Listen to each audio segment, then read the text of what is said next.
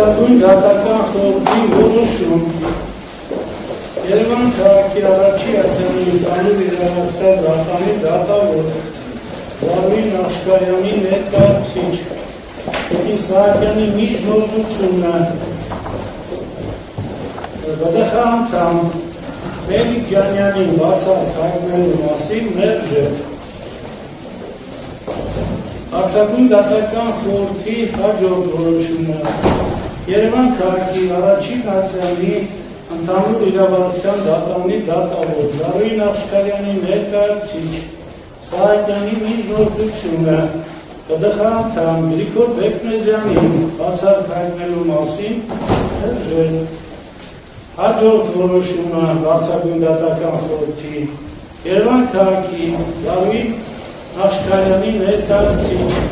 Սահակյանի միջնորդությունը Վիգեն Քոչարյանին բացառ հայտնելու մասին մերժել Հարցակույն դատական խորհրդի հաջորդ որոշումը Զարուհի Աշխարհյանի ներկայացուցիչ Տիկին Սահակյանի միջնորդությունը ԲԴԽ անդամ Դավիթ Խաչատրյանին բացառ հայտնելու մասին մերժել եւ վերջին որոշումը Կոմենտացի պարոն Անդրեյ Վերջին որոշումը Հարցակույն դատական խորհրդի Զարուհի Աշխարհյանի ներկայացուցիչ Սահակյանի Հարցակույն դատական խորհրդի անդամ Ջանգիրանին բացառ հայտնելու մասին միջնորդությունը մերժել Շնորհակալություն, շարունակում ենք մեր աշխատանքը, պարոն Արարչյան, ձայնը տրվում է ձեզ միջնորդությունը ներկայացնելու համար։ Կարող եք գլխավոր ամենից։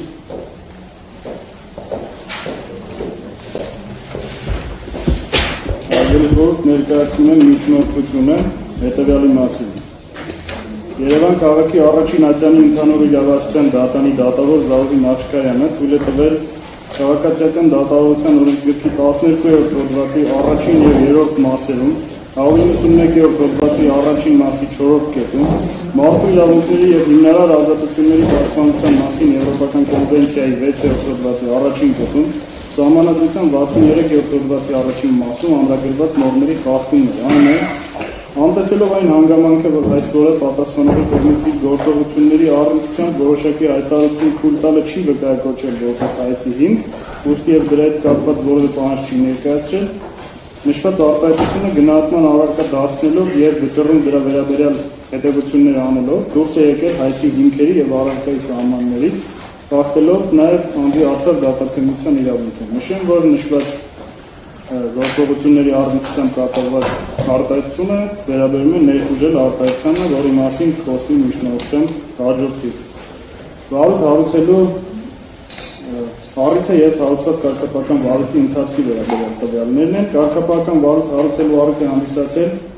Ստեփա Սաֆյանի կողմից 2021 թվականի օգոստոսի 27-ին արտահայտության նախարարին ներկայացված հաղորդումը միջնորդությամբ նշված դատական քաղաքացիական գործով դատավորի նկատմամբ կարգապահական վարույթ հարուցելու վերաբերյալ, որի կապակցությամբ արտահայտության նախարարի 2021 թվականի սեպտեմբերի 17-ին համապատասխան որոշմամբ դատավորի նկատմամբ հարուցվել է կարգապահական վարույթ։ Վարույթի շրջանակներում դատավորի կողմից գրավոր բացատրություն չի ներկայացվել։ Փաստական հիմքերը քաղաքացի Թագուհի Ասլանյանի կողմից 19 թվականի նոյեմբերի 14-ին հայցադիմում է ներկայացվել Երևան քաղաքի առաջին արձանի ընդհանուր իրավասության դատարան ընդդեմ Ստեփա Սաֆարյանի, այսուհետ նաև պատասխանող։ Վիրավորանքների համար հրապարակայնորեն ներողություն խնդրել և 1 միլիոն դրամի չափով փոխհատուցում վճարել պարտավորեցնելու պահանջների մասին։ Հայցադիմումում որպես հայցի փաստական հիմքեր արձանագրված են հետևյալ հանգամանքները։ Հայցվորը հարցրել է, թե արդյոք Սաֆարյանը չի կարծում, որ այդ պահանջով խոչընդոտում է լրագրողի աշխատանքին, ինչին ի պատասխան պատասխանողն ասել է. Ես կարող եմ, մեջբերում եմ ուղղակի խոսք, ես կարող եմ գալ նույնքան լկտի, ինչպես դուք, ներխուժել ձեր բնակարան։ Հայցվորը առաջարկել է համեցեք մեզ մոտ մեր մասնավոր տարածք, ինչին ի պատասխան պատասխանողը ասել է. ես չեմ համենում, ինձ հրավերներ մի ուղարկեք, ոչ սահմանների, ոչ ձեր տարածքների, ոչ ձեր տների, դուք իմ կինը չեք, որ ինձ որևէ տեղ հրավիրեք, իմ կինը կարող է ինձ տեղ հրավիրել։ Պատասխանողի արտաբերած մտքերը վիրավորել են հայցվորին, քանի որ պատասխանողը նախ հայցվորին որակել է որպես լկտի և նշել նույնքան լկտի ինչպես դուք, այնուհետև հայցվորին անունը վերագրել է այնպիսի արարքներ, որոնք չեն տեղավորվում բարոյականության և բարոյական նորմերի սահմաններում։ Դատարանի նույն թվականի նոյեմբերի 28-ի որոշմամբ հայցադիմում ընդունվել է վարույթ։ Դատարանը 20 թվականի հուլիսի 2-ին ապացուցման բեռը բաշխելու մասին արձանագրային որոշմամբ սահմանել է գործով ապացուցման ենթակա փաստերի արձանագրային որոշման շրջանակը, որի համաձայն հայցվորը մասնավորապես պետք է ապացուցի, որ հայցում նշված երկու արտահայտություններին իրենցից ներկայացնում են վիրավորանք։ Պատասխանողի դիտավորությունն ուղղված են եղել հայցվորի մասնագիտական արժանապատվությանը եւ գործարար համբավի նսեմացմանը։ Պատասխանողը մասնավորապես պետք է ապացուցի, որ լկտի արտահայտությունը եղել է հայցվորի գործողությունների ճշգրիտ գնահատականը, իսկ սահմաններ հրավիրելու վերաբերյալ արված արտահայտությունը վիրավորական բնույթ չի տվել։ Պատասխանողի կողմից դատարան 2020 թվականի հունվարի 31-ին ներկայացված հայցադիմումի պատասխանում եւ նույն թվականի օգոստոսի 27-ին ներկայացված միջնորդության մեջ բերված առարկությունները վերաբերել են լկտի եւ սահմանների վերաբերյալ արված արտահայտություններին եւ ոչ այլ ինչի։ Դատարանը 20 թվականի դեկտեմբերի 21-ին վճռով հայցը բավարարել է մասնակի, պարտավորեցրել է պատասխանողին առնվազն 5000 տպականակ ունեցող մամուլի միջոցով հրապարակել հետևյալ հայտարարությունը 19 թվականի օկտոբերի 29-ին ես Ստյոպա Սերժայի Սաֆարյանս վիրավորական արտահայտություններ եմ հասցեագրել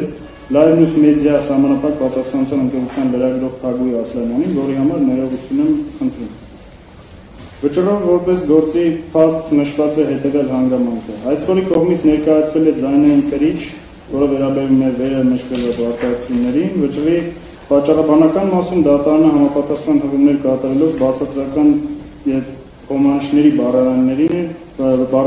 եւ դրանց մեջբերելով ոչ միայն լկտի, այլ նաեւ ներխուժել բառի նշանակությունը, արձանագրելով, որ նշված բառը ենթադրում է կամ բազմության մուտք գործել, կամ ուժգնությամբ մեծ թափով մուտք գործել, կամ մուտք գործել բռնությամբ, այլ ուժի կիրառմամբ, խոչընդոտներ հաղթահարելու միջոցով մուտք գործել։ Հաջորդիվ դատարանը եկել է այն հետևության, որ հայցվորը մուտք է գործել տարածք երկու հոգով, ինքը եւ օպերատորը առանց որևէ ուժի կիրառման կամ բռնության։ Միևնույն ժամանակ այդ գործողությունն իրականացնելիս հայցվորի կողմից որևէ անբարոյական, անհամեստ լիվ պահվածքի դրսևորում չի նկատվել։ Դատարանը նաեւ նշել է, որ ներխուժել բայը կարող է վերաբերել ոչ թե այս կամ այն տարածքում գտնվելուն,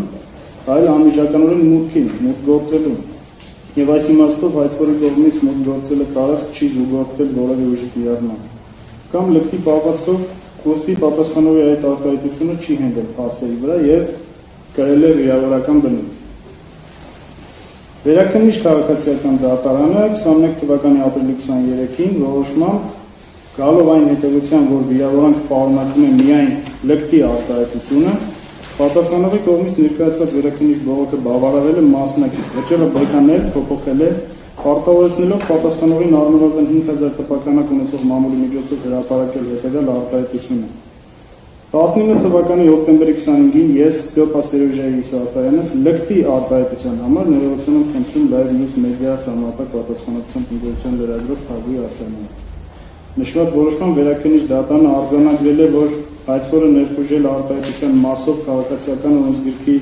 1087-1 հոդվածի կիրառության խնդիր առաջ չի տաշել, ուստի դատարանը նշված արտահայտության մասով գնահատման առարկա դարձնելով հայցվորի պատվին եւ արժանապատվությանը վիրավորանքի միջոցով ահատավորող արտահայտություն կատարած լինելու փաստի առկայությունը կամ բացակայությունը դուրս է եկել հայցապահանջի շրջանակում։ Հարգելի խորհուրդ, ձեր կուլտուվության վիրավորական հիմքերը, որոնք արդեն իսկ միջնորդության սկզբնական մասում թվարկված են, ես դրանց չանդրադառնամ։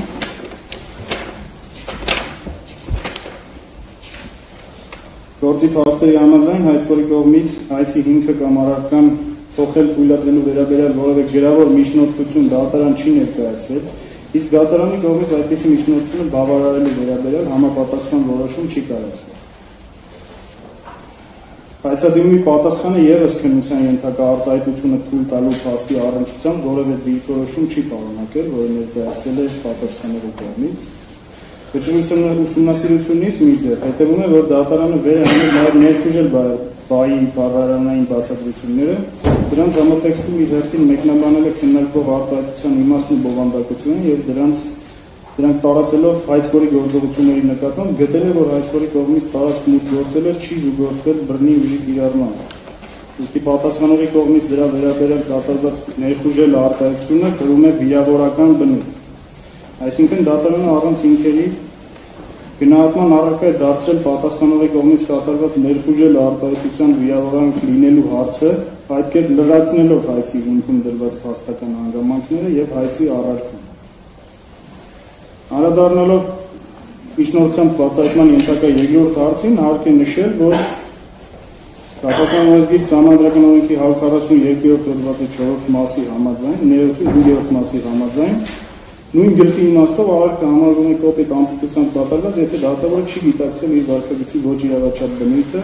տվյալ իրադրությունում ակնհայտորեն կարող է եւ պարտավոր է դա անել։ Գործի փաստերի ուսումնասիրությունից հետևում է, որ դատավորի մեղավորությամբ դատավորի կողմից դատավարական իրավունքի նորմերի խախտումները կատարվել են մեղավորությամբ, որը տվյալ դեպքում դրսևորվել է կոպիտ անպիտությամբ։ Այսինքն դատավորը չի գիտակցել իր վարքագծի ոչ իրավաչափ բնույթը, սակայն տվյալ իրադրությունում ակնհայտորեն կարող է եւ պարտավոր է դա անել։ Այսպիսով, միջնորդությունում նշված քաղաքացիական գործով դատավորի կողմից թույլ են տրվել օրենսգրքի 12-րդ հոդվածի առաջին եւ երրորդ մասի, 191-րդ հոդվածի առաջին մասի 4-րդ կետի, Կոնվենցիայի 6-րդ հոդվածի առաջին կետի, Սահմանադրության 63-րդ հոդվածի առաջին մասի պահանջների խախտումներ, այն է դատարանը անտեսելով այն հանգամանքը, որ հայցվորը պատասխանողի կողմից իր գործողությունների առնչությամբ ներխուժել արտահայտությունը թույլ տալը չի վկայակոչել որպես հայցի հիմք, ուստի եւ այդ արտահայտությունը թույլ տալու հետ կապված որևէ պահանջ չի ներկայացրել, նշված արտահայտությունը գնահատման առարկա դարձնելով եւ դրա վերաբերյալ հետևություններ վճռում ներառելով դուրս է եկել հայցի հիմքերի եւ առարկայի սահմաններից, խախտելով նաեւ պատասխանողի արդար դատաքննության իրավունքը։ Եվ գտնում ենք, որ դատավորին վերագրվող խախտումները կատարվել են կոպիտ անպիտությամբ, ուստի առկա է դատավորին կարգապահական պատասխանատվության ենթարկելու հիմքը, ինչի կապակցությամբ նախարարի կողմից որոշվել է Երևան քաղաքի առաջին nacional իրավասության դատարանի դատավոր Զարուհի Նաշկայանին կարգապահական պատասխանատվության ենթարկելու հարցը լուծելու համար միջնորդություն ներկայացնել բարձրագույն դատական խորհրդին։ Հարցեր տիկին Նաշկայանում եք։ Անձնանշում շատ արագ եղավ, մի բաներ են ուզում հստակեցնել, ձեր որոշումը բացառապես արձանագրային տեսքով է կազմում, թե մենք անկալում ենք առանձին որոշում ստանալ, որտեղ մեզ պարզաբանված կլինի նաև որոշումները ընթացիկ արձանագրային են կազմում։ Այդ դեպքում կարող ենք հասկանալ ինչ օրինակ բոլոր անդամները մասնակցել են մեկ անդամի բացակի հարցին, թե քանի որ ինքը նույնն է եղել նրանք չեն մասնակցել։ Յուրաքանչյուր անդամի վերաբերյալ բացարկը քննել ենք առանցին եւ որոշում ենք կայացրել տվյալ անդամի բացակայությամբ։ Շատ լավ։ Եվ պատճառաբանական մասի ակնկալիք չունենք նաև վերջնական ակտում, այսինքն մերժը։ Ես արդեն ասացի, որ մեր որոշումները արձանագրային են։ Եվ առանց պատճառաբանությունների, որտեղ մենք Ես ասեցի, արձանագրային, կարող եք ձայնագրությունը վերցնել ծանոթանալ։ Խնդրեմ հարցեր պարոն Հարությունյանին։ Ինձ դուք ընթացել եք արձանագրումը։ Պարտադիր։ Պարտադիր։ Կարող եք կարողանալ, որ հատվածում է ներկայացված եղել հայցի հիմքը։ Այո, կարող են նախկանալ հարգելի խորհուրդ ձեր քրտեցով տեղից պատասխանել։ Խնդրեմ։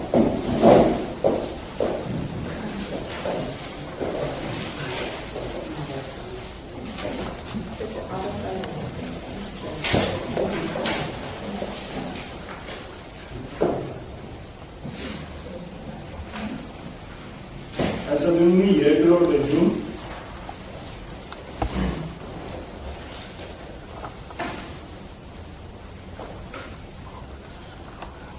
չորրորդ ամբողջական բարերությունում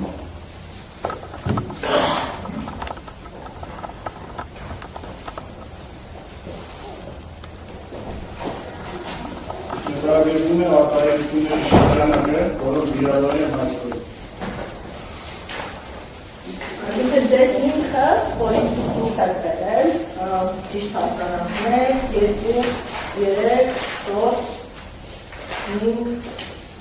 6, 7, 8 էջանված հայցադիմում,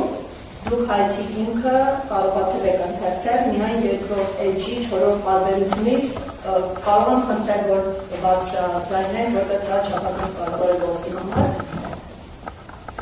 Ոչ միայն նշված պարբերությունից, սակայն ես պարբերությամբ ես կամ որ հասկացա, որ անհրաժեշտություն կա օգնելու, որպեսզի դուք կոնկրետ հիմնական պարբերությունները վերանեք,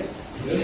ուշում եմ պարբերության տեղը։ Մինչդեռ ամբողջ հայցադիմումը նաև այն տեսանկյունից, որ որևէ վերաբերելի այլ պարբերություն գոյություն չունի ձևակերպումներում, որը երկում է տվյալ պարբերությունը, ես վկայակոչեցի մեր կողմից ինքն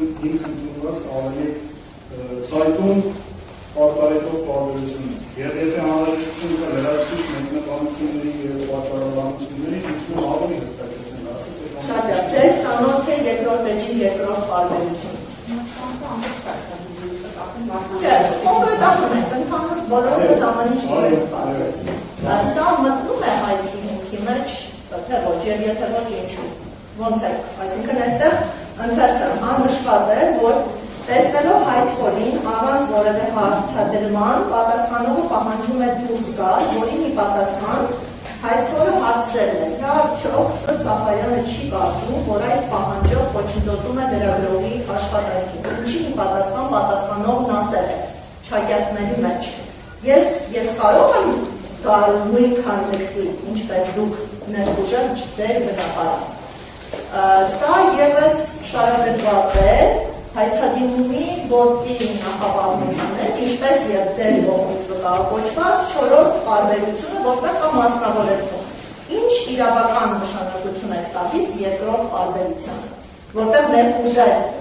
արտահայտությունը ուղղակիորեն նշված է հայցադիմումում։ Ես իրոք պատասխանում, երկրորդ պարբերությունը հայցի հիմքում մեր քննարկման և դիտարկման ընդգրկված չէ։ Քանի որ չորրորդ պարբերությունը ոչ թե մասնավորեցումն է երկրորդ պարբերությունը, այդ չորրորդ պարբերությունը կոնկրետ դեպք է նկարագրում մասնավորապես արտահայտությունները, որոնք թեև այո երկրորդ պարբերությունում կան որոշակի։ Չորրորդ պարբերությունը ուղղեցվում է դրանցից կոնկրետ արտահայտությունների վիրավորանք հանդիսացած լինելը, որը բացակայում է երկրորդ պարբերությունը։ Սա է դիտարկումը։ Շատ լավ, եթե դուք այդպես եք ընկալում, որ հայցվորը միայն վիրավորական է ընկալել լրտին, այլ ոչ թե ներխուժելը, Ներողություն, ավելի ամբողջական պատասխանը ընդհատելու համար ներողություն եմ խնդրում և դա պայմանավորվելով օրենսդրական կարգավորման, որ հայցի հիմքը փաստական տվյալներն են, իսկ փաստական տվյալների երկում գնահատվում է արտահայտությունների վիրավորանք հասցրած լինելը, ոչ թե արտահայտությունների մեն արված լինելը։ Այսինքն սույն դեպքում գնահատվել է վիրավորանք հասցրած արտահայտությունները, և մեզ համար հիմք է հանդիսացել վիրավորանք հասցրած լրտի արտահայտությունը ձևակերպումը, ոչ թե դրա հետ միևնույն նախադասության մեջ թեև այո չեն ժխտում գոյություն ունեցող մնացյալ մյուս ձևակերպումները։ Մենք բոլոր դեպքերում տեսնում ենք, որ այդ հիմքը ուղղակիորեն նշված է և օգտագործված է ամբողջ նախադասությունը մեջբերման, որտեղ ներխուժել ձեր բնակարան արտահայտությունը մատնանշված է, բայց դուք հենվում եք չորրորդ պարբերության վրա և կապեցնում եք, որ հայցվորը վիրավորվել է միայն լրտի արտահայտությունից։ Այդ պարագայում ինչպես եք մեկնաբանում նախավերջին, հայցադիմումի նախավերջին էջի հետևյալ արտահայտությունը։ Կասկածից վեր է, որ օրինակ լրտի արտահայտությունը չի տեղավորվում բանական, մարդու բարոյական նորմերի արժեհամակարգում և բնականաբար, եթե տվյալ արտահայտություններն արված են հրապարակային կերպով, ապա հետապնդում են մարդու պատիվը և արժանապատվությունը արատավորելու նպատակ։ Եթե հայցվորը միայն նկատի է ունեցել լրտի արտահայտությունը, ինչու է հայցադիմումում որպես օրինակ խոսել լրտի արտահայտության մասին։ Կարծում եմ և վստահ եմ, համոզված եմ, որ չի բացառում, չի հերքում այն թեզը, որ այսօր նկատի չի ունեցել ներխուժել բարի վիրավորանք իրեն հասցրած լինելու հանգամանքում։ Խնդրում եմ վեր անել ընդգծել, որպեսզի ավելի հասկանալի լինի, ըստ ձեզ, այսինքն ձեր հարցը ինչ է հետապնդում, ինչ կապ ունի լրտի որպես օրինակ։ Ձեր պատմամբ միայն լրտի բարի վիրավորական լինելն է կապոչվել հայցադիմումում։ Նաև մի արտահայտություն, որը մերժվել է դատարանի կողմից, դա շոկեբարնիկները սահմաններ հրավիրելու մասին արտահայտությունն է, որը որոշակի փաստարկման արդյունքում հետվել է դրա վիրավորման հանդիսանում։ Այսինքն դուք սկզբում նշում եք, որ հայցի հիմքը հայտնված է 4-րդ պարբերությունում, որտեղ խոսվում է նույն քանդակտի մասին, շոգեբաղնիքի մասին խոսք չի գնում, այսինքն դուք հիմա հակասեցիք ձեզ, որտեղ երկրորդ եւ 4-րդ պարբերությունում միայն դեպքի հիմա դուք 4-րդ պարբերությունում խոսվում է միայն դեպքի մասին։ Դրանից վերև պարբերության մեջ խոսվում է ինչպես դեպքի, այնպես էլ ներդրման մասին, եւ հայցադիմումի այլ մասում հայցխորը նշում է օրինակ դեպքի արտահայտությունը վիրավորում է հետեւյալ կերպ։ Հիմա որ հատվածներից եք դուրս բերել հայցի հիմքը եւ ինչով եք բացատրում հիմնավորում, որ ներուժել բառը դուրս է եղել հայցի հիմքից։ Շատ է, սկսեմ դրանից առաջին մասից։ Ես ինձ չհատասեցի, այլ դուք հարցը ձևակերպեցիք հետևյալը, թե մեր համար որն է հիմք հանդիսացել միջնորդություն ներկայացնելու համար, եւ որը առհասարակ հայցի հիմքերը որն են։ Այդ տրամաբանությամբ մեզ համար ընդհանրապես դիտարկման առարկա է դարձել դեպքի արտահայտությունը։ Իսկ դատավոր Նախշկայանի կողմից որպես վիրավորական չգնահատված արտահայտության մասով պարբերությունը ձեզ վերացուցիչ մատնացույց անելով ես ցանկացա չծանրաբեռնել ոչ ձեզ, ոչ էլ խորհրդի նիստը։ Հետևաբար ոչ թե ես հակասեցի ինձ, այլ դատավորությունը որ ստեղծվում է պատրանք, որ չեղածյուրվի իմ պատճառաբանությունները, սակայն կխնդրեմ, եթե լրացուցիչ պատճառաբանության անհրաժեշտություն կա, հարցրեք եթե պատասխան։ Լավ, քանի որ հայցադիմումում ուղիղ մեջ վերված է, ես կարող եմ գալ նույն քանդակտի, ինչպես դուք ներուժել ձեր բնակարան։ Հետագայում հիմնականում խոսում են իրավական հիմքերի մասին, մեջբերումներ են տարբեր օրենսդրական ակտերից։ Ինչն է ձեզ թույլ տալիս մտածել, որ ներուժելը հայցխորը մատնանշելով չի ցանկացել ներառել հայցի հիմքի առարկայի մեջ։ Ինչն է ձեզ հիմք տալիս նման կերպ մտածել։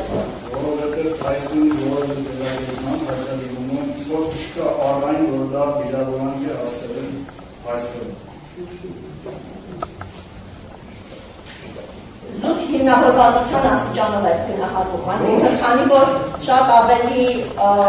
լայն կերպով է կարողացել հիմնավորել դեպքի արժեքը, բայց նույնքան ջանասիրությամբ հայցխորը չի ցույց տվել ներուժել բարի վիրավորական լինելու կոնտեքստից ելնելով, դուք համարում եք, որ դա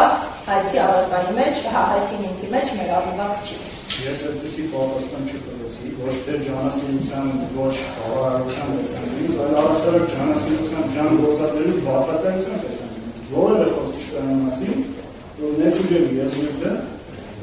առանձին կամ որևէ համատեքստում միասին գործված հասցրել է վիրավորան պատասխանողի պատվին կամ արժանապատվությանը կամ պատվին եւ այլն։ Ես մի քանի հարցամ, հետո իմ ներկայացուցիչը շարունակի։ Քանի որ մենք ձեր աշխարհությամբ չեք զբաղվում, այլ զբաղվում եք իրավաբանությամբ, դուք համաձայն եք, որ հաստատան հիմքը դա